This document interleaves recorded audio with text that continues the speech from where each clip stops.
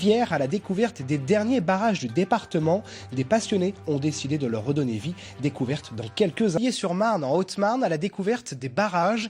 Ils sont peu nombreux à avoir résisté au temps, mais des passionnés ont décidé de leur redonner vie pour qu'ils puissent produire de l'énergie et une énergie propre. Une source de revenus complémentaire. On retrouve sur place Bertrand Lasguette.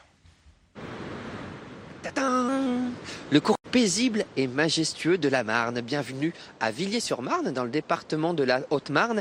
Ici et pas ailleurs, pour rencontrer quelqu'un qui transforme cette eau en électricité. 3000 moulins peuplaient les bords des rivières champardonnaises au début du XXe siècle. Aujourd'hui, 100 roues seulement tournent au fil de l'eau. Ici, il ne reste que quelques pierres de moulins d'origine. Mais cette splendide villa, construite dans les années 60, vient de retrouver une roue, non pas pour moudre du grain, mais pour produire de l'électricité. L'eau, ça bouge tout le temps, c'est le paradis. Pour moi, c'est le paradis. Vraiment. Alors après, l'idée au départ, c'était de produire du courant pour chauffer la maison, puisque c'est une maison qui n'était pas du tout isolée et j'ai une chaudière au fioul avec une citerne de 10 000 litres, donc vous imaginez ce que ça pouvait coûter. Et puis après, quand on s'est lancé dans l'étude, on s'est aperçu que c'était beaucoup plus intéressant de vendre le courant EDF. À 10 centimes le kilowattheure, l'installation permet de faire rentrer un peu d'argent grâce à une source d'énergie écologique qui produit de quoi alimenter une vingtaine de foyers. C'est des mouvements d'eau à l'intérieur. Vous voyez, c'est de l'eau qui fait du va-et-vient comme ça. Pour arriver à ce résultat, le propriétaire a fait appel à Thomas Rémy de l'entreprise Hydroelec, un expert des moulins. Quelle a été la difficulté technique particulière sur ce moulin? Le système est très compliqué. On génère une puissance d'environ 10 kW et une force de l'ordre de plusieurs tonnes sur l'arbre de la roue à aube, qui nous a obligés à réfléchir à un tas de contraintes mécaniques importantes avant de mettre en service l'installation. On a surdimensionné, renforcé beaucoup de parties de la roue à aube qui était en place pour pouvoir produire quasiment toute l'année de l'électricité avec ce moulin. Thomas Rémy a installé Hydroelec à Saint-Dizier sur la zone de Trois-Fontaines. Il a commencé tout seul il y a 3 ans avec un téléphone et un ordinateur portable. Ça n'a pas été très facile parce que c'était l'idée un petit peu farfelue que de vouloir réparer les moulins. Tout le monde m'a un petit peu pris pour un illuminé. Malgré la réticence des banquiers, son idée a fini par séduire.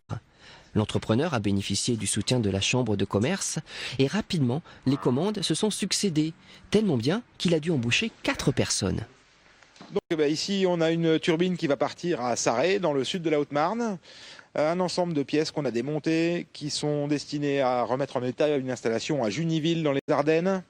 Et en parlant de turbine, ça turbine pas trop ici. Où est-ce qu'ils sont vos ouvriers? Mes ouvriers sont partis turbiner à Montier-Ramé, dans l'Aube, remonter l'ensemble des pièces d'un moulin qu'on vient de restaurer. À la fin de l'année, Hydroelec devrait avoir remis en route 20 moulins dans la région. Pas de quoi devenir chèvre. Néanmoins, c'est un beau succès pour Thomas Rémy, une réussite dont l'étincelle initiale s'est produite à Alliancel. De quand il date votre moulin?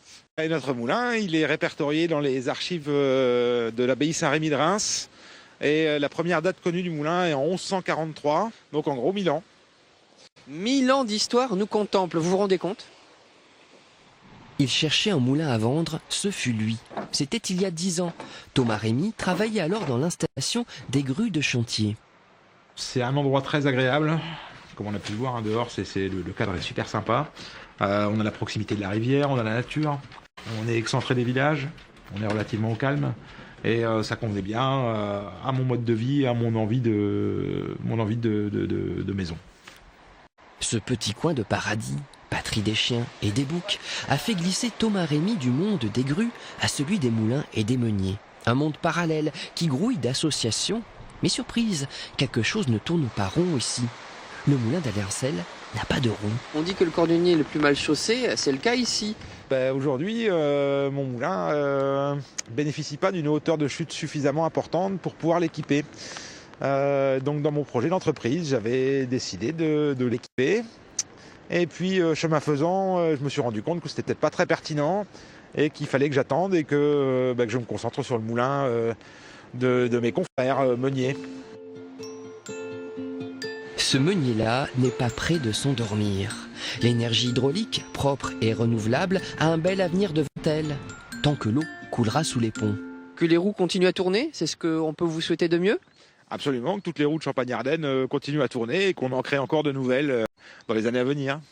Et qui sait aussi un jour peut-être la roue du moulin d'Alliancel où nous étions, ainsi qu'à Saint-Dizier et Villiers-sur-Marne. Et la prochaine fois, nous serons ailleurs, en Champagne-Ardenne. Au revoir à tous. Au revoir. Allez, avant de se quitter, retour sur les principales informations développées dans ce journal. L'aéroport de Paris-Vatry dans